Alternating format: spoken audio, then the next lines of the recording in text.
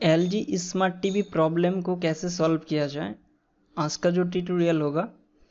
मेरे पास एक LG का स्मार्ट बोर्ड है जिसमें टीवी स्टैंड बाय रिलीज होने के बाद no backlight and no display problem है। तो हम इसी के बारे में बातचीत करेंगे। मैं जैसे प्रॉब्लम को सॉल्व किया उस मेथड को आपको दिखाऊंगा। अब इसके अलावा इसी टाइप का प्रॉब्लम को और किस टाइप और क्या चीज़ के लिए ऐसे प्रॉब्लम हो सकते हैं, मैं उसका बारे में भी डिस्कस करूंगा।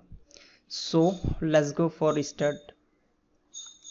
तो फर्स्ट हम प्रॉब्लम को देखेंगे कि जो प्रॉब्लम मैंने फेस किया।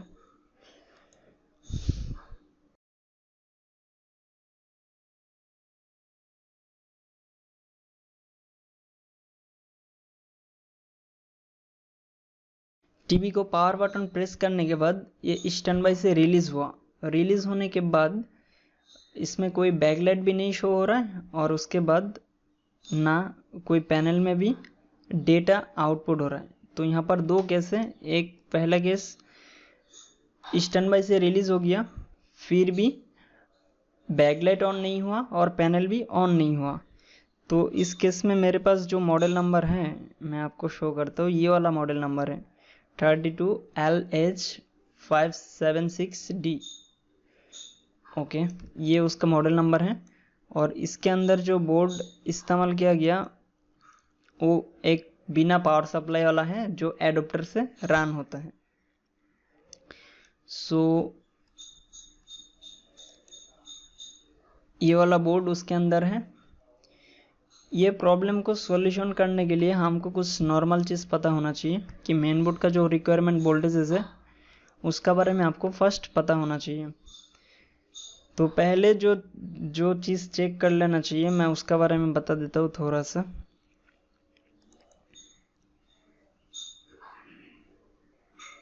यहाँ पर ये मेन बोर्ड है। इस मेन बोर्ड में फर्स्ट हमको 2 वोल्टेज का रिक्वायरमेंट पड़ता है। तो ज़्यादातर कोर वोल्टेज हमारा 1.2 के आसपास रहता है और 3.3 वोल्टेज रिक्वायरमेंट है फर्स्ट। तो यहाँ पर है ये वाला जो कॉइल है, इस कॉइल में जो रेगुलेटर से आउटपुट हो रहा है, यहाँ पे हमारा 3.3 वोल्ट आउटपुट हो रहा था जो इस मेन आईसी को मिलेगा और ये वाला आईसी को मिलेगा। उसके बाद 1.2 के लिए जो रेगुलेटर इस्तेमाल किया वो रेगुलेटर एक DC to DC आईसी है, यहाँ पर इस्तेमाल किया गया उसको। मैं अगर जूम करके दिखाऊं तो ये हमारा 3.3 का रेगुलेटर है और ये 1.2 का रेगुलेटर है। तो ये दोनों वोल्टेज क्या आपको मिलना चाहिए। फर्स्ट ये दोनों वोल्टेज चेक कर लेना चाहिए। अब इसके बाद टीवी स्टैंड बाय से रिलीज हुआ। रिलीज होने के बाद जो वोल्टेज मिलना चाहिए मैं आपको दिखा देता हूँ कि और क्या क्या वोल्टेज टोटल मिलना चाहिए इस बोर्ड में। 2 वोल्टेज तो इस मेन आईसी का रिक्वायरमेंट है जो 3.3 और 1.2 हो गया। अब इसके अलावा यहाँ पर 2 रैम लगा हुआ है। इस रैम को भी सप्लाई चाहिए जो 1.5 वोल्ट का है। तो यहाँ पर जो 1.5 वोल्ट है उसके लिए ये 1.2 का बाजू में ही एक DC to DC और लगा हुआ है जो 1.5 वोल्टेज जनरेट कर रहा था इस रैम के लिए।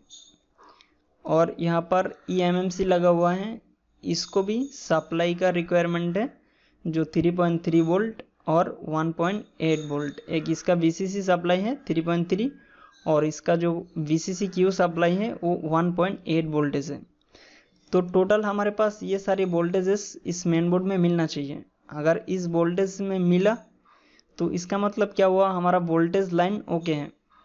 तो यहाँ पर जो मैंने फेस किया सारे वोल्टेज लाइन ओके मिला मेरे को, कोई शॉर्ट सर्किट या तो कोई वोल्टेज ड्रॉप ऐसे कुछ नहीं मिला। तो मैं क्या किया, इसका जो eMMC है मेरे पास eMMC का बैकअप फाइल था। मैं फर्स्ट स्टेप ये किया कि इसके अंदर वोल्टेज जब मेरे को ओके मिला तो मेरे को लगा इस केसेस में ये सॉफ्टवेयर की इशू हो सकता है। तो फर्स्ट मैंने सॉफ्टवेयर अप्लाई किया। अगर सॉफ्टवेयर अप्लाई नहीं करता तो कुछ और भी मेथड है जो मैं करता। तो फर्स्ट यहाँ पर इसका सॉफ्टवेयर को राइट करना पड़ेगा। जो eMMC का डाम फाइल या तो eMMC का बैकअप फाइल होता है, टोटल 4 फाइल होता है, उसको आपको राइट करना पड़ेगा। अब इसको राइट करने के लिए ऑब्वियसली इसका पिन आउट भी होना चाहिए। अगर eMMC का पिन आउट नहीं है तो आप इसके अंदर सॉफ्टवेयर डाल भी नहीं सकते हो। अब मेरा केसेस में क्या हुआ, इसका बैकअप मेरे पास था तो मैं इसको बैकअप का जो फाइल है उस फाइल को मैं राइटिंग किया। अगर बैकअप फाइल नहीं है तो फिर क्या किया जाए, इसका जो इसके अंदर जो eMMC का फाइल है उसको आप रीड करके एक बार दोबारा राइट कर सकते हो। ठीक है, तो मेरे पास इसका बैकअप फाइल था तो मैं उसको राइट किया। अब राइट करने के लिए ऑब्वियसली eMMC का पिन आउट चाहिए। इसका जो eMMC का पिन आउट है वो ये है। यहाँ पर हमको क्या मिलेगा, eMMC को रीड एंड राइट करने के लिए टोटल 5 पॉइंट का जरूरत पड़ता है। मैं इसको ऑफलाइन में किया था, ऑफलाइन में इसको मैंने प्रोग्राम किया था। जैसे कि फर्स्ट मैं उसको क्या किया,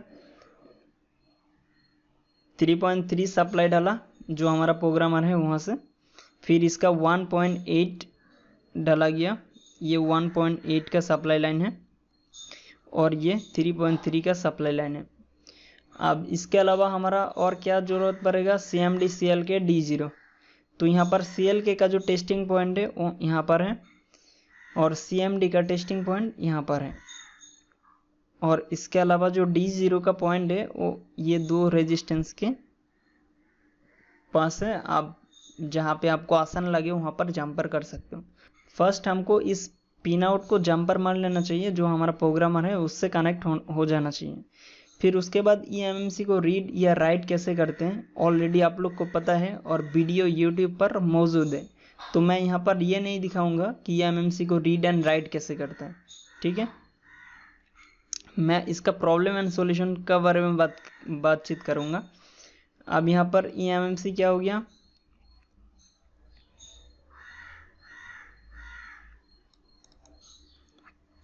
ये था। मैं सारी कनेक्शन इसको करके इसके अंदर eMMC को मैं राइट कर चुका हूँ। फिर उसके बाद जो मेरा प्रॉब्लम था वो सॉल्व हो गया। तो मेरा केसेस में ये था कि मैं इसको जब eMMC को राइट किया और ये प्रॉब्लम सॉल्व हो गया।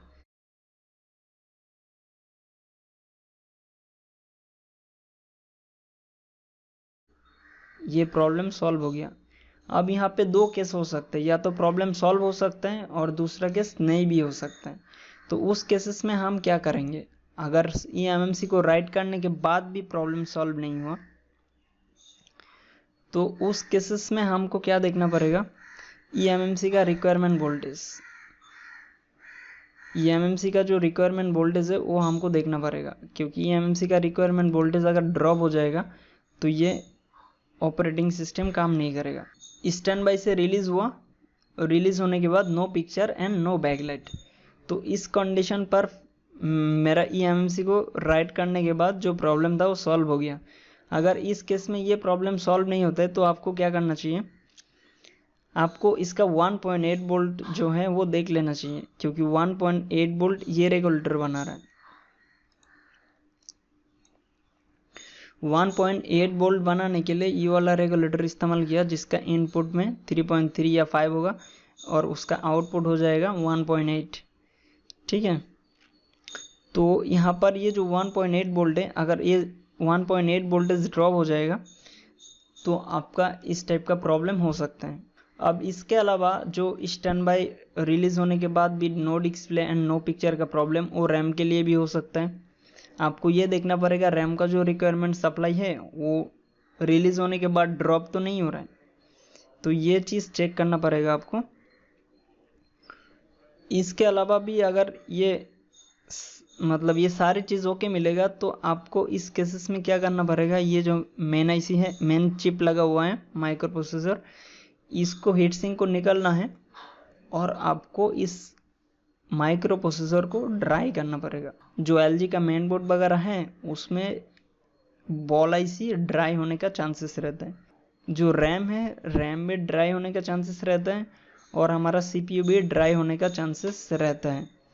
तो फर्स्ट आपको क्या करना पड़ेगा, हार्डवेयर में जो कॉमन वोल्टेजेस हैं उसी को ही देखना पड़ेगा। अगर वोल्टेज ओके हैं तो आपको एक बार सॉफ्टवेयर अपग्रेड करके देखना पड़ेगा। मतलब इसका जो गोट फाइल होगा eMMC का, जिसके पास गोट फाइल है उसको आप राइट करके देख सकते हो। अगर गोट बैकअप फाइल नहीं है तो आप उसी फाइल को रीड एंड राइट करके देख सकते हो। अगर उससे नहीं होता है तो आप किसी से सॉफ्टवेयर ले सकते हो। तो ये था आज का वीडियो। आई होप आपको समझ में आ गया होगा। Thanks for watching.